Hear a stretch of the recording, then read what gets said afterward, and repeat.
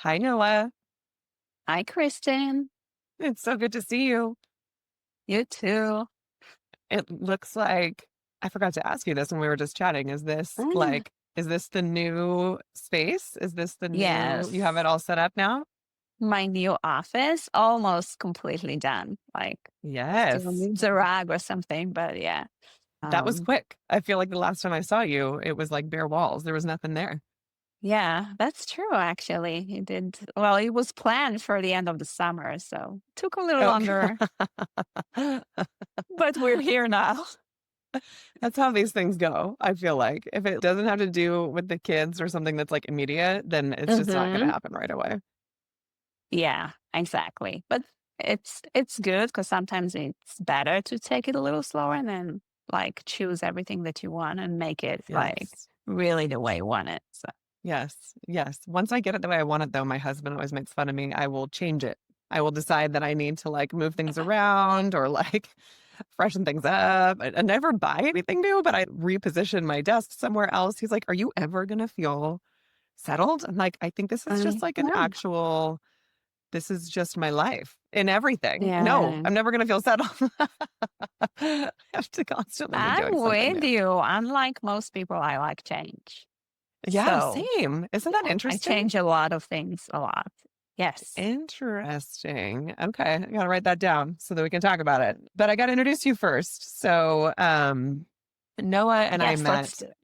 Yes, Noah and I met through the same coaching program that I've mentioned probably 45,000 times at this point, because so many of the incredible women that are newer in my life I met through that coaching program.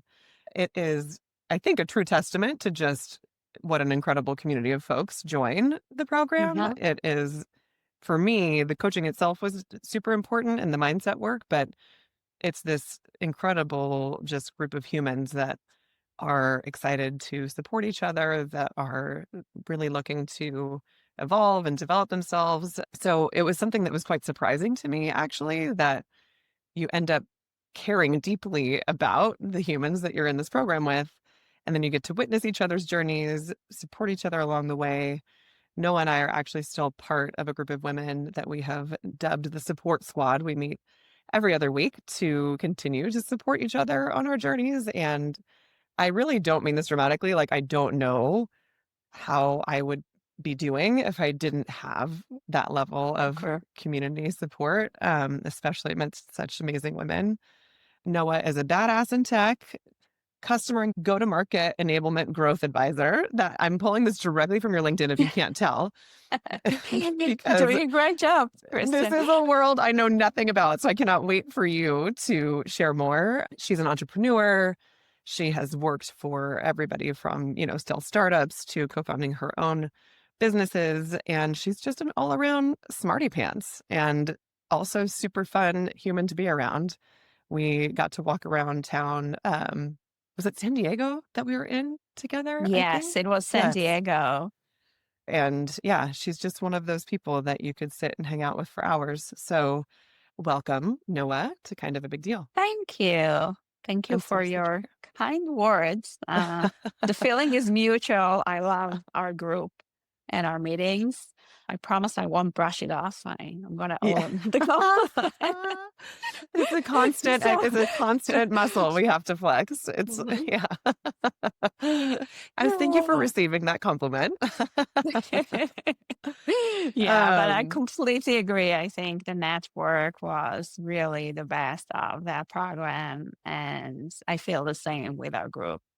yeah, Just even sometimes get others' perspective, which like from totally. amazing women, it's really a great thing to have. I agree. I think that it is, especially, not especially, but for me, especially, I joined that program when I had lost the job that I had held for several years prior. And Mhm.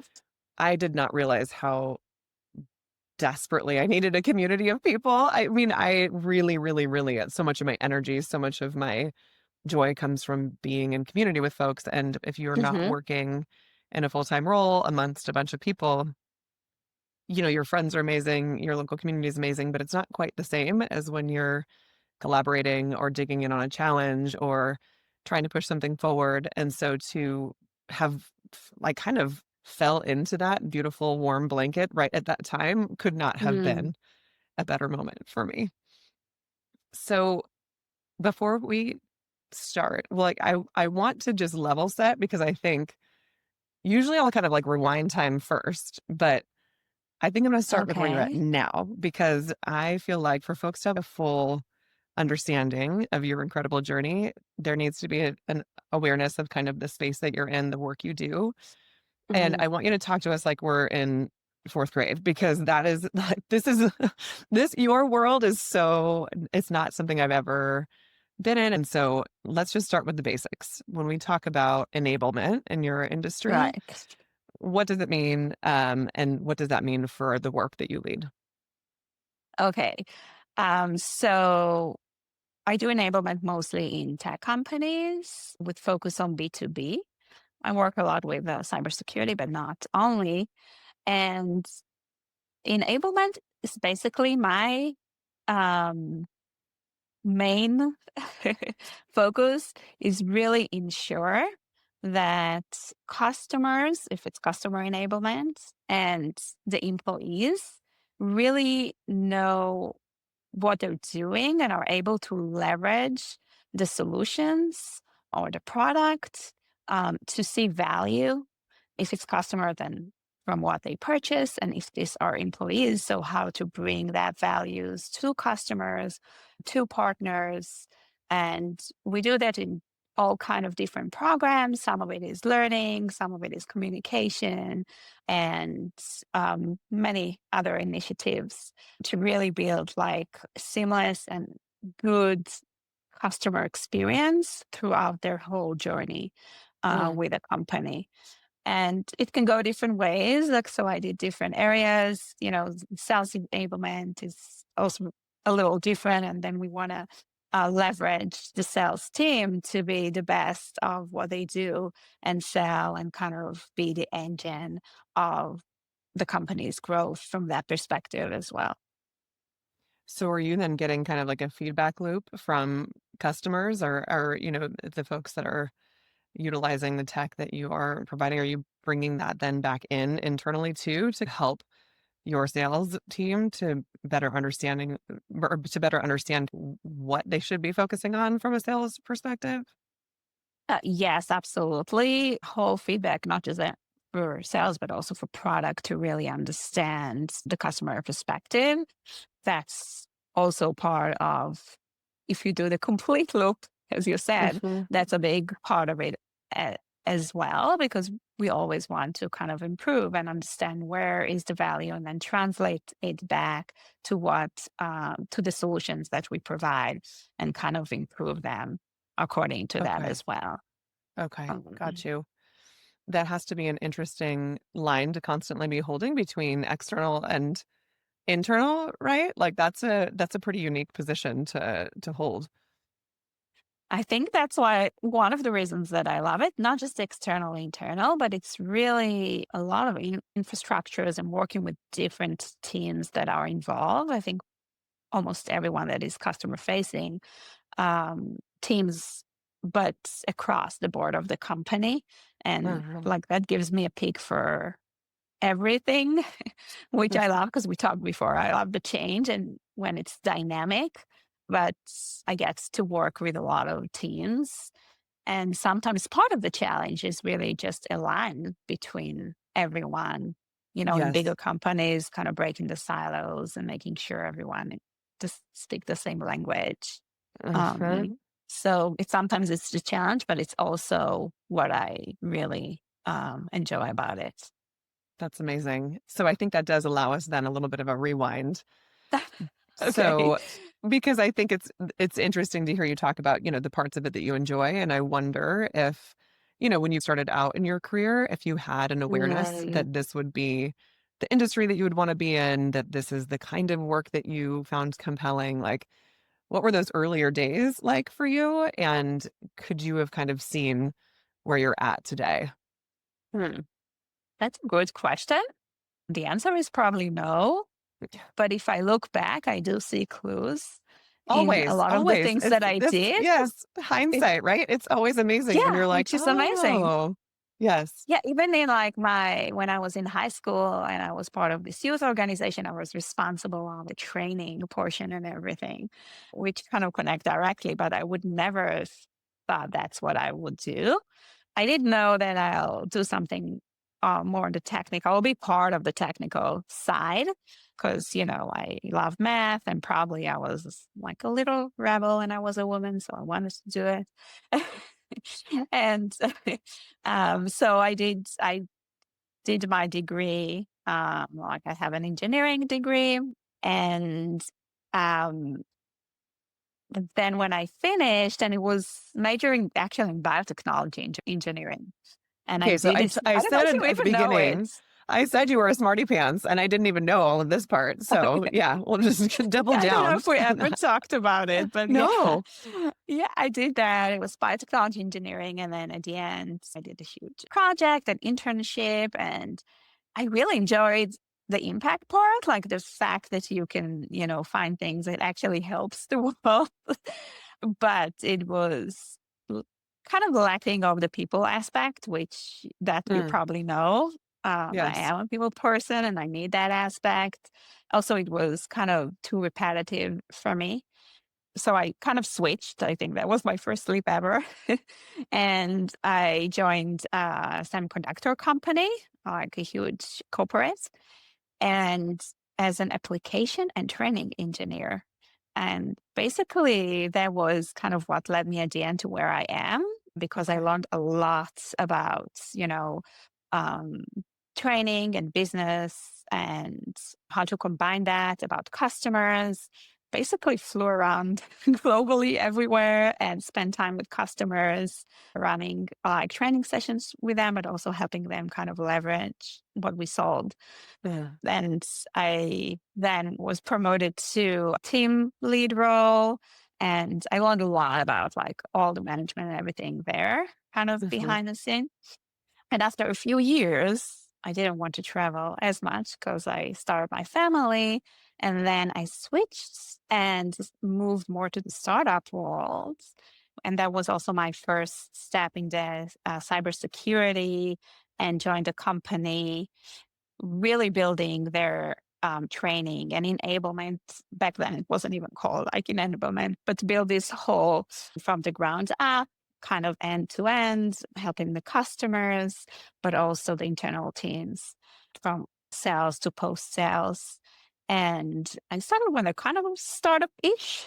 We were Okay. like 50 people, but I spent a few years and we helped grow them tenfold, both with business and people. And then I moved like with a few between a few companies, bigger companies, really kind of breaking the silos and reinventing the enablement. And in between, I also had my own venture of a startup for a couple of years there. But I think what I really love about it and kind of looking back is it's not one thing, it's kind of the connection Yeah. between the tech, the business, and the people. Mhm. And I would Yeah. even say sometimes community, which is something that's also dear to my heart, because that's one way to look at customers and really helps like to grow them. And I think for every, successful plan, the peer and the community is a big part of it. Mm, Absolutely. Yeah. Yeah. That connective tissue, kind of like that, those yeah.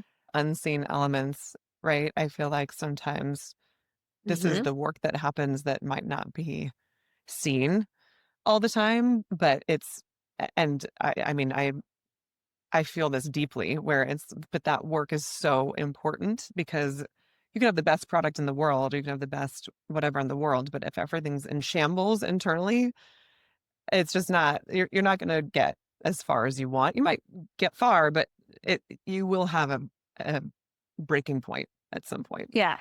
Yeah, 100%. That's part of it. So I think that's combined everything. So I also did my MBA throughout my career. And, that really led me to bring all those pieces together. Yeah, that's amazing. I love what you said too about seeing that there was a moment that you realized there wasn't enough of the human component and you wanted to find a way to bring that back in. Sometimes it takes not having the thing that we care about for to be able to say like, "Oh wait, I actually really need that to be part of something that I focus on or do for something to feel complete." Um, Right. which is Especially when hard you're to notice. young. Yes. Like you're, Yes. I don't know, 18, 20. You're like, okay, oh, good as heck, let's do it. But oh, I'm more than that, just that. Like I have other aspects that I need to, to address too and keep them as part of what I do.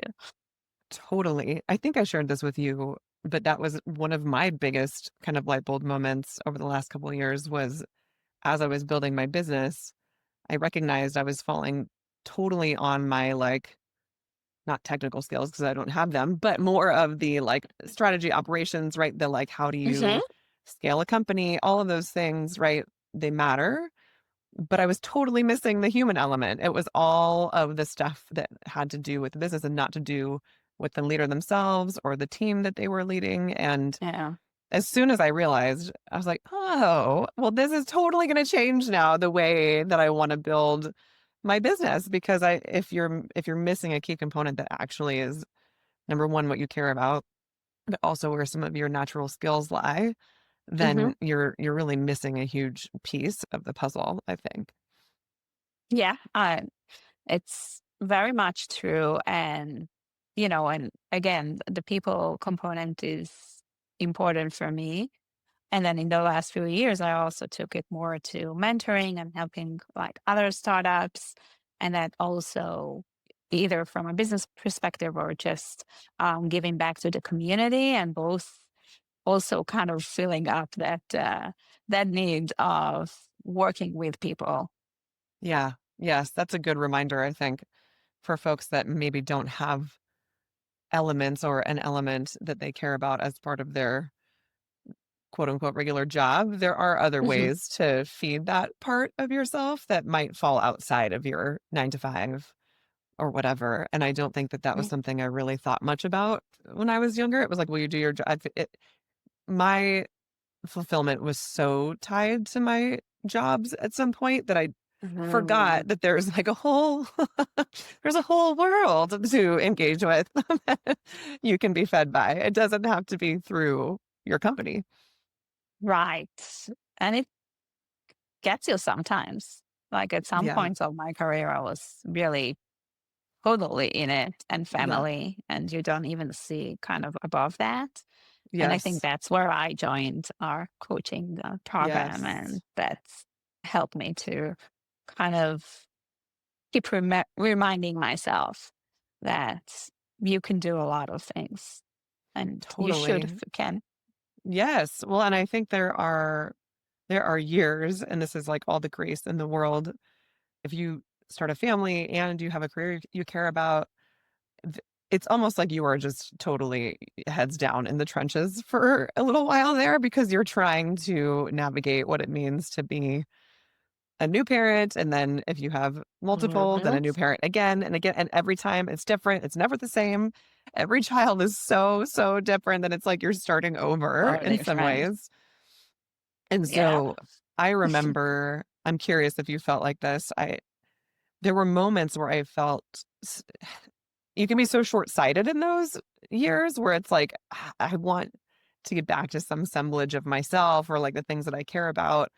And I remember fighting against it, for a while there. And now I look back on it and I think, oh gosh, that was such a blip. That was such a short in the scheme of life. If we're lucky enough to Mhm. have the average lifespan, like that is really not that huge of amount of time. And the reality is still very true that many women, when they choose to focus on family or whatever, we can take ourselves out of the storyline and we can take ourselves out, or maybe we don't take ourselves out. We can be taken out of the trajectory, right? Yeah. Um, did you ever feel any concern about that? Or were you able to kind of strike some semblance of a balance that worked for you? I first. Um, So I did find a balance, but it's not easy at Yeah. all. And I agree, especially at the beginning, because when it happens, it's such a huge change, right? In Mhm. your life. It's something completely different. And for me, it was how do I keep this, but also keep my career? And I think even those two things together is the limit at that point in life. Yeah. And yeah, for many years, needed to do extra to keep both of them going. So for me, I wanted to be fully also kind of involved in the kids. And, it can be different for different people. And all the answers are right. Like it's 100%. Yes, yeah. yes. But for me, I would make sure I'll pick the kids, I will be with them, and then at night when they fell asleep, I would go back and kind of do all my US calls and because I was still in Europe and doing kind of everything around it. So I think at that specific period of time, sometimes you have to kind of do more to find the balance that is right for you. Yeah. But what I would say for, the younger women is also look at that as an opportunity. And I know it's kind of cheesy because you always say enjoy the moment, but it is true. Mm, My little mhm. third one Mm. is 7 now. So that period of time also goes by very, very So fast. fast. So Yes. fast. And then they're more independent and you still want to have that time for them, but you get more, you can get more pieces to your life as well. But yeah, I'm trying to kind of hold it with any point and um, that period of my life. Yes, yes. I feel like there are times in those years where I can feel like it will never end. That your life is going to be this constant, tension. And I think for me, it was when my youngest is also almost 7. And when he hit 5, I felt like it was like there's this turn, they're going into kinder. Yep. There's a little bit more of a shift, and you start to see the light on the horizon of like, Hmm. oh, I can, maybe engage with things that I didn't get to for a while there. I can read a book again, and my attention span is back in Yes. some way. It's like Yeah. shocking how terrible my attention span was there for a while. Oh, I absolutely. And if I would tell that to myself, like in my first kid, first year, I would Oh, not want forget to it. hear it. Oh, Like, no, no, this you is cannot. hard. This is, Yes, you cannot. You have to experience it. Um, I'm curious, you and I have talked about a little bit in some of our conversations just about women's role in tech and how there's still such a disconnect Mm. between ability and talent and how we can be received or perceived. And we were actually at a dinner at an event together, and a gentleman that we love and respect dearly was kind of shocked to hear just how bad it can still be. I think because he has such a good heart, he was like, that can't be true. And we were both like, oh, but it is so true. Can you elaborate a little bit? Maybe it doesn't even have to be your own personal experiences, but just in general, maybe some of what you've seen over the years? Hmm. Yeah, I think it's much better today than when I started, but you can still see the gap. It's still there. And I guess there's specific industries when it's more visible or stronger. And I think tech is one of them. When I started, I was the only woman on the team. And it has been like that, I think, for many of the roles that I was at. And, it's from little things to big things. But I think sometimes it's throughout the years, it still catch you kind of unprepared. And Yeah. because you don't always see it. And even for me, when I saw a lot of things through the years, it sometimes got me just not ready. Mhm. Um, and so I'm not surprised, that. person that we talked to, and he said, "Oh, I didn't know it even exists because it's sometimes it's in front of you, And you but you can don't barely really even yes. recognize it." Yes, yes, I totally agree. It can be so insidious. It can be so just like, Mhm. right, it's buried so deep at the core. It can be Mhm. really subtle, but enough to Right. where when you're starting to witness some of those patterns emerging, you're like, wait a second, am I crazy? Or is this like a weird thing that's happening? Yes, and, years ago, it was more out there, and we could Yes, even, like, laugh at it, like, totally. we always talked about it, and it was kind of more it was just out there, but throughout the years, it kind of became more silent, but it doesn't mean it went Goes away. away. Yeah, Yes, 100%. and, Yep. even today, you can see the boys club, and it's a thing in specific companies, but it is getting better, and I think Mhm. women have more opportunities. And I would say something funny, but it's not just up to us, Yeah, and it's also up to the men in the group to kind of um in two ways, I would say, also be open and not create those situations, which is hard to do because, again, sometimes we don't even know that you're doing it right. because it's so subtle. And I think, but from the other perspective, it's also your home, and kind of going back to what we talked about the family and really have partnership. I know, like with my better half, that's what was really for me a key to be successful. That we're real partners. Because I know for a lot of women, it's also that everything that you carry at home That's right. as well.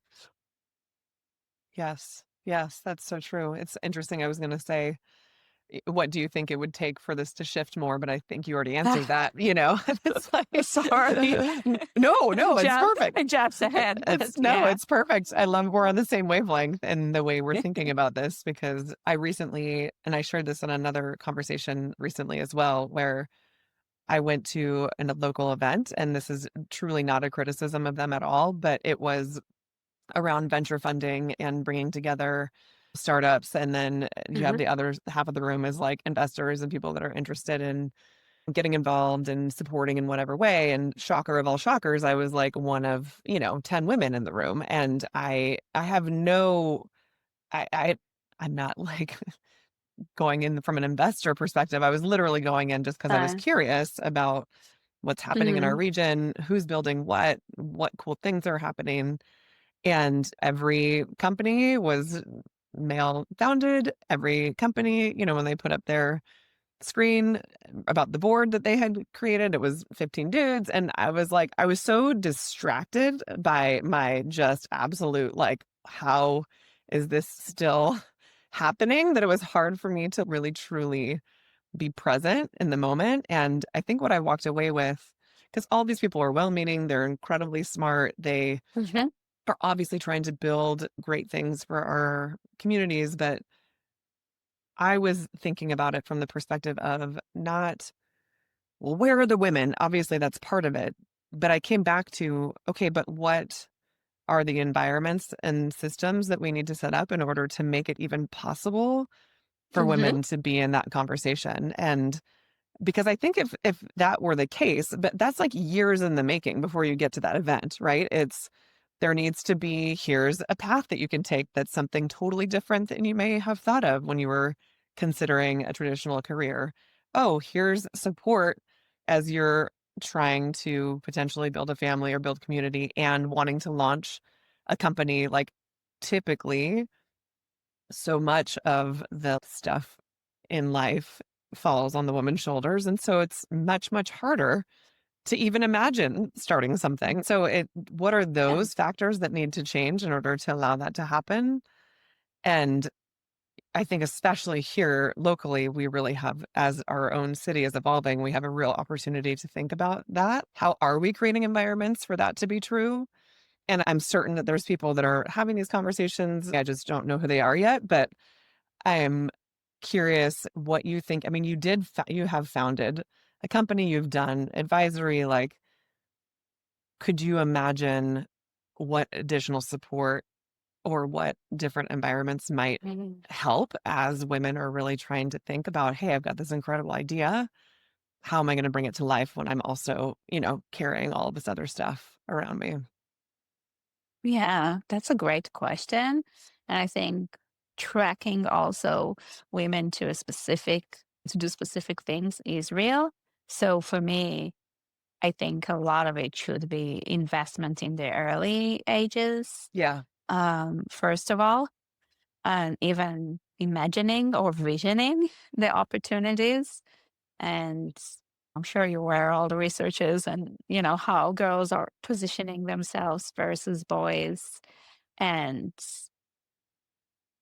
a lot of education also for younger girls about the things that we know today, when we're older, even just basic things like, how men will apply for jobs even if they don't have 80% of what they need, while when even if they have almost 100%, they will think will twice still and take might not themselves apply. ahead.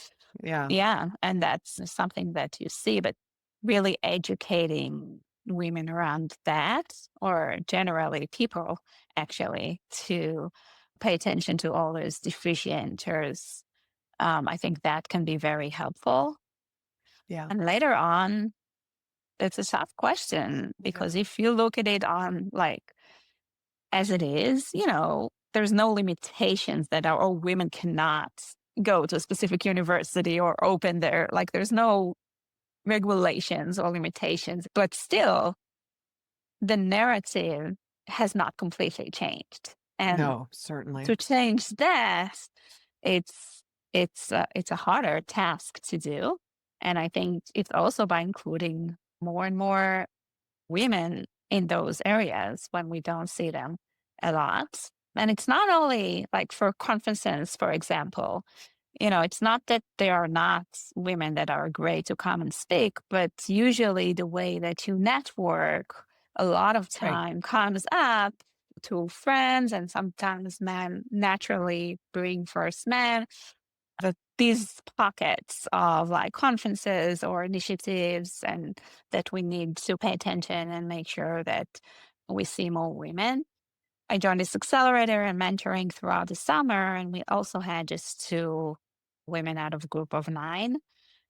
So it's becoming better, right? Because I don't know, a Two's decade better than ago, you 0. probably, yeah, exactly. But it's still not there. And, you Yes. kind of ask yourself, why? Is it just because, there's um, no visibility for the Yeah. options to ever do that? Mhm. But then if you look at the number of funds, because you mentioned that, so you can still see that businesses that are founded by women only still get funded the less today. Yeah. 2%. And yeah, 2% of yeah. 2%, which is That crazy. is crazy. Like that, I Crazy. don't like that.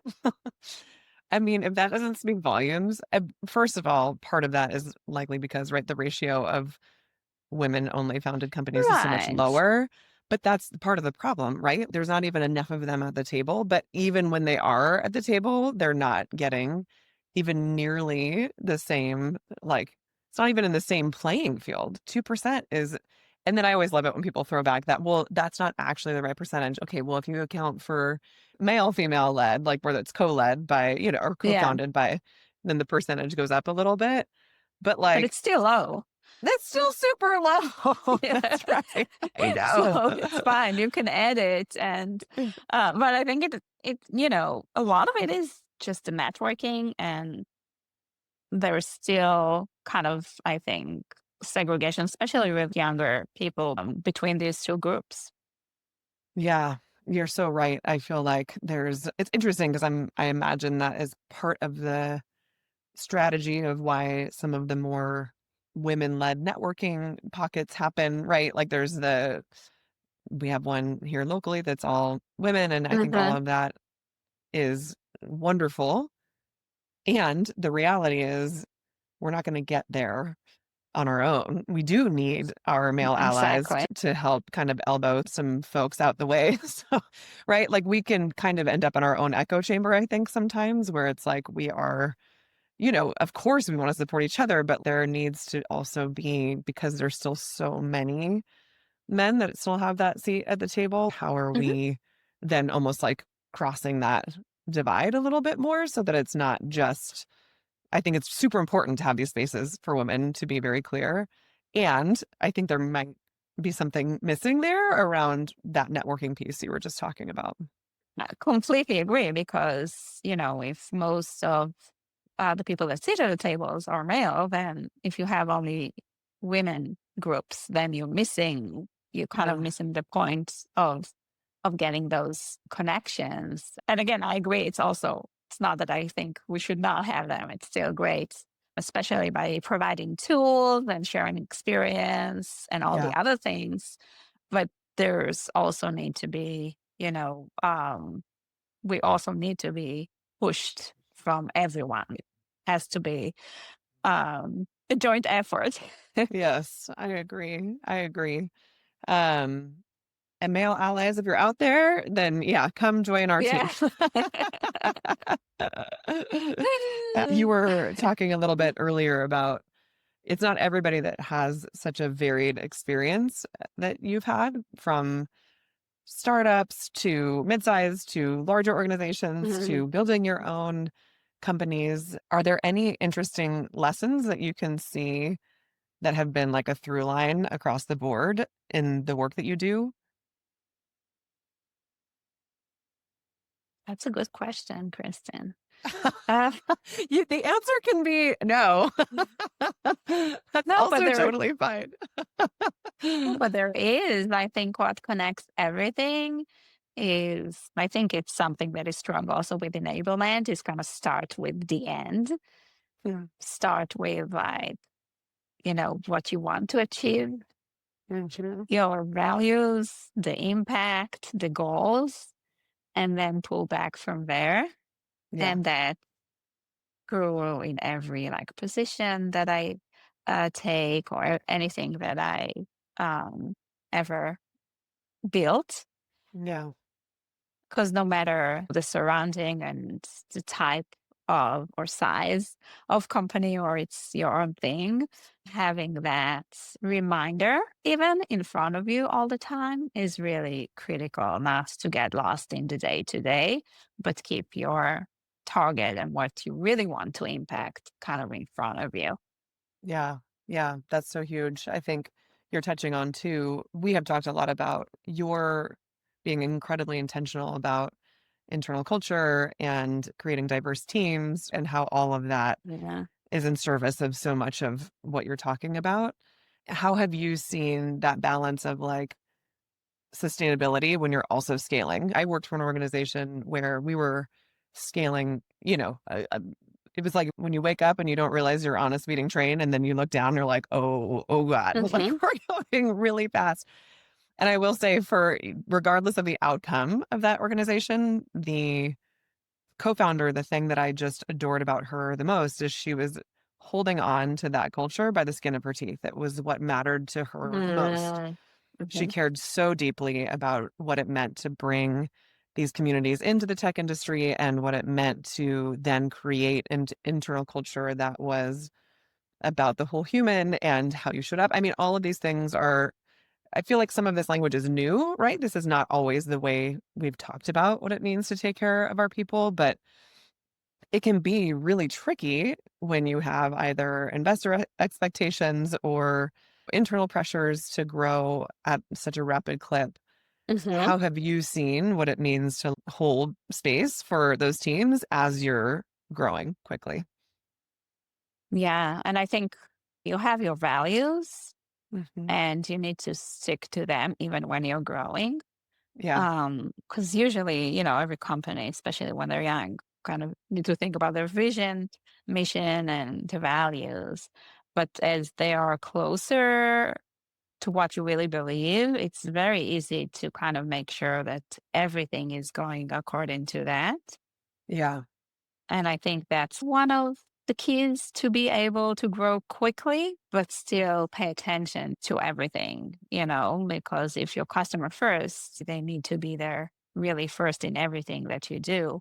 Or same thing with your employees. If your value is to have like a growth culture, then you need to give the opportunities for the employees to actually grow and take the time to learn as part of their career, even if you also need to, of course, fulfill the requirements and make sure everyone, customer gets what they want, but at the same time, like pay attention to how your people are doing. Yeah.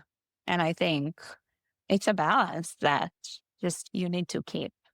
Yeah. Um, and you talked about that, it's intentional about my team, but I'm not even sure how intentional I was because, again, what we talked about is so subtle. Um, Yeah. but it is true that a lot of the way that I build it, and now going back to like how I love change, but the diversity I think is required to have a successful team. And maybe Mhm. that's what needs to be changed. There you Uh, go. yeah, because, and it's diversity with everything, it's just not like we talked about women, but it can be everything.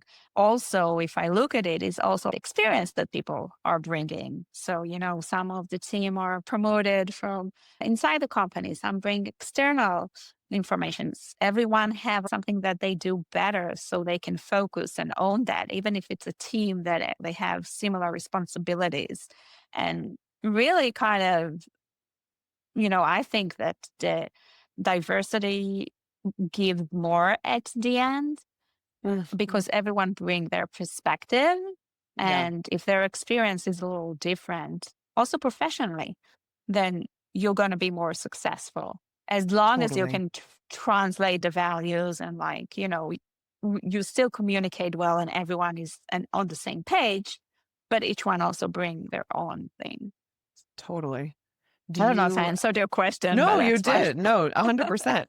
No, I think absolutely. I think it kind of brings me to another question I had that you brought up a couple times when you were talking about the importance of breaking down silos and this kind of cross-departmental work that needs Mhm. to happen, Right. which is true for your work, but it's true for so many people when they're trying to build or scale.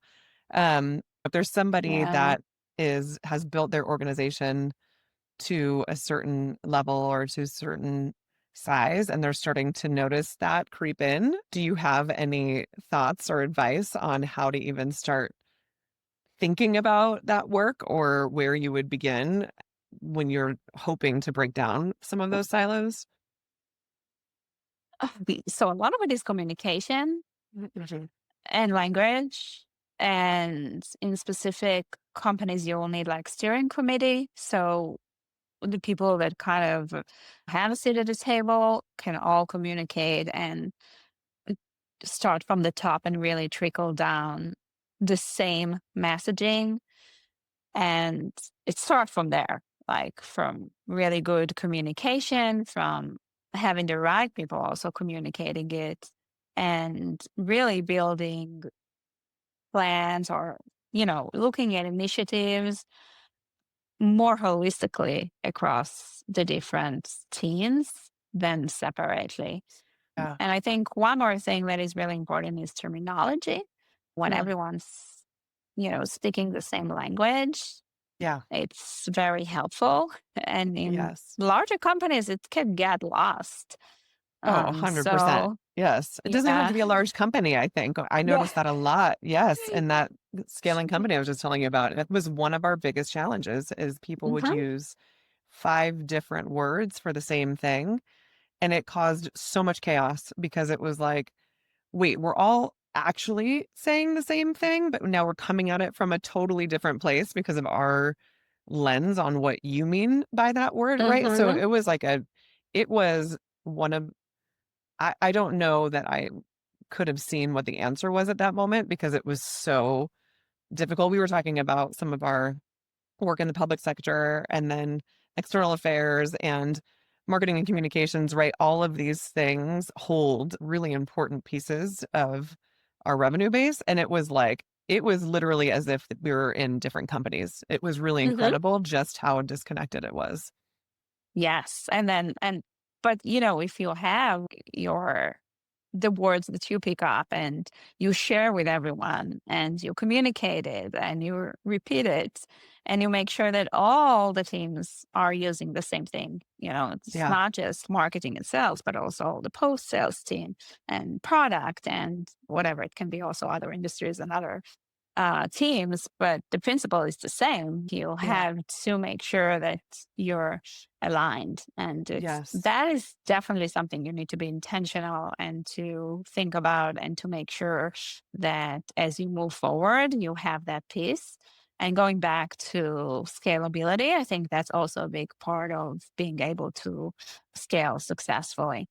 Totally. Yes, I agree. And it's maybe not, it like seems simple-ish, and then, but then when you really get to the heart of It's it, it's not. not simple at all. It's not.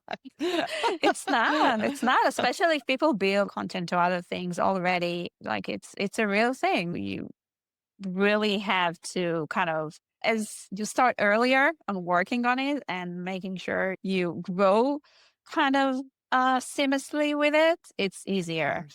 But if the company is already even a little bit ahead, it's a real So challenge hard. to get everyone on the same page. Yeah, totally agree. And it's like you could be trying to force it with all your might, and it still doesn't quite hit. Okay, moving into our last question, bringing it back to you. And, if Okay. you're thinking about your idea of success over the years from where you started to where you are today, and this is the question I ask everyone at the end because in my mind, the bridging of your own personal and professional development with whatever it is that you're building externally, all of this is in service of something bigger than each of Hmm. us, whether it's the impact you're trying to have, whether it's the business you're trying to build, whether it's the teams you care about, whether it's your family, whatever, all of these things, right, are Yeah. inherently in service of building a legacy. And so I like to ask, for you, Noah, what does building a legacy mean for you? Mm. That's first of all, it's a beautiful question. It's really not, it's really No. honestly not, it's not fair that I ask this at the end, truly, because it is, I should be giving people some time to think about it because it's not something that you can, necessarily just riff. But I like to give folks an opportunity to answer it because, as you might imagine, it is an incredibly varied and unique response that you get. Yes. Right, and I love that question because it kind of takes me back to I talked about the impact and, Yeah. thinking about the end, and this is legacy, right? It's like, what do you want your impact to be?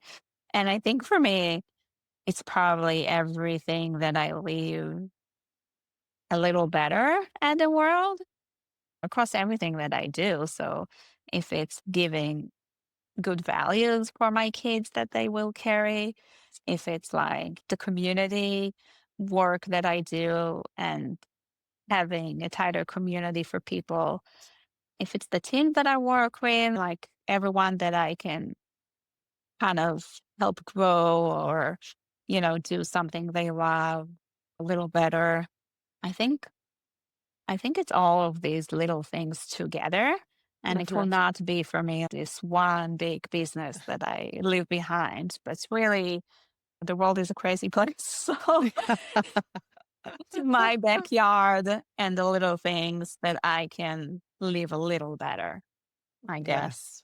I love that. I love that so much. I recently heard somebody talking about the little I versus the big I impact Mm, and how sometimes we can get a little kind of distracted or shiny object with the big I and thinking that that's really our life's work, but ultimately it's the little I. It's these things that you might not even be aware of in the way you're showing up every day. Right? When I said that you're intentional about creating diverse teams, for you it's that's just how you show up in the world. That is literally how you are inherently making the world a better place. And I think that the fact that you are spreading that everywhere from community to your family to the places you work, like, yeah, that is creating actual change. And mm, we all know we're in a moment in our world where we don't get to affect change at a higher level. It's just not, unfortunately, the system that we live in. And so Mhm. how do we then get to have that impact in these other ways? So I think that's really beautiful and I just love it. Yeah. Yeah. Thank you. Yeah, and I think yeah, it's kind of similar how you want to be successful at something, and it's not about the one big thing that you'll do, but it's about your habits Mhm. and Yeah. how you're going to, keep at it all the time to get there. Yeah. So it's like my daughter had this picture and it says, make one person smile every day. Like, it doesn't have to be a lot, Ah, but just yes. I love that. I love it. Well, thank you so much for taking some time to be with me. I just always love getting to chat with you. So I just appreciate your time. thank you for inviting me. I always enjoy talking to you as well. So this was really fun. And Amazing. yeah, thank Well, you, we'll see each Kristen. other soon in another support squad. Yes.